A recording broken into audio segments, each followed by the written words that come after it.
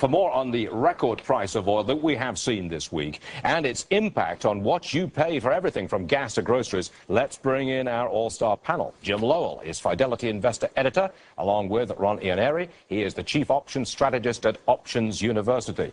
Ron, I put it to you, given the price of oil being where it is, and the price of agricultural commodities, food prices being where they are, we're about to see an avalanche of inflation hit us at the grocery store and the gas pump. Am I completely wrong or what? I think you're completely correct, and I think that what even expounds that problem is we're adding to the liquidity of the markets on a regular basis because we're trying to save the banks.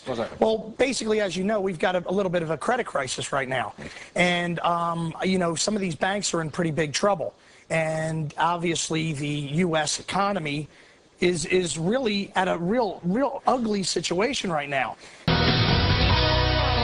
The Federal Reserve using a new tool to inject $200 billion into the financial system and ease some of this credit squeeze we've been seeing.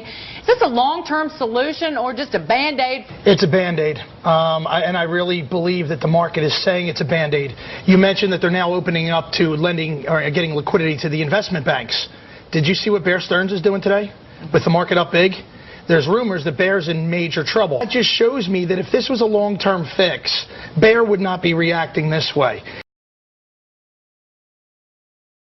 To Market Call tonight, Paul Waldy, joined by Ron Ianieri, Chief Options Strategist and co-founder of Options University, joining us from Philadelphia. We're talking about options, and Ron, we don't have a lot of time, but let's do your top picks real quick.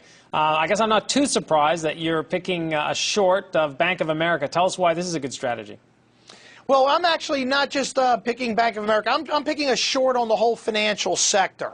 I'm short-term bearish on all of the financials. All right, and that would cover, I guess, your second pick, which is J.P. Morgan. Same reason? Ron, what's your sense of whether we were really oversold or did we get too excited too quickly? What's your approach to the financial element?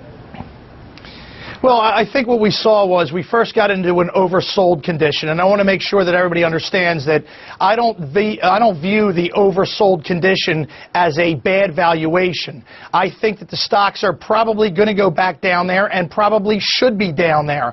The fact of the matter is they got down there too fast, and then we had an oversold condition. The banks started to rally, and with the SEC reinstituting the uptick rule, we had some encouragement on these banks that some type of support was going to be there for them from the federal government. The fact of the matter is then they went ahead and they became overbought too quickly. So obviously people aren't sure how to really read this, but the banks are in some serious trouble. This is just showing the Merrill Lynch situation is just showing how serious it's going to spread to the rest of the industry. We're going back down in the financials.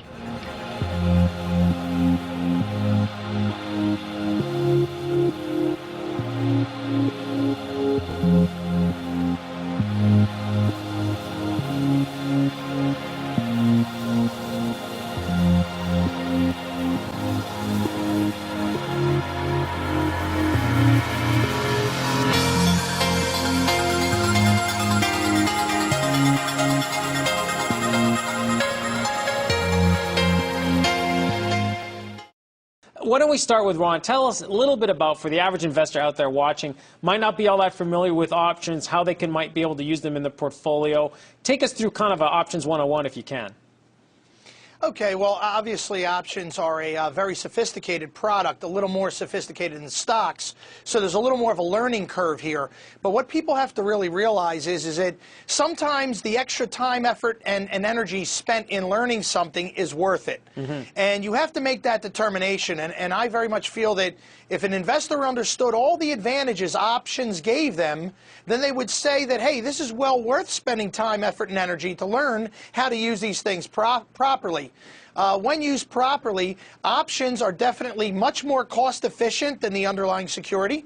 They are actually less risky when used properly than the underlying security. They can help you generate income off of the securities you already own, and they can be used to protect the securities you already own.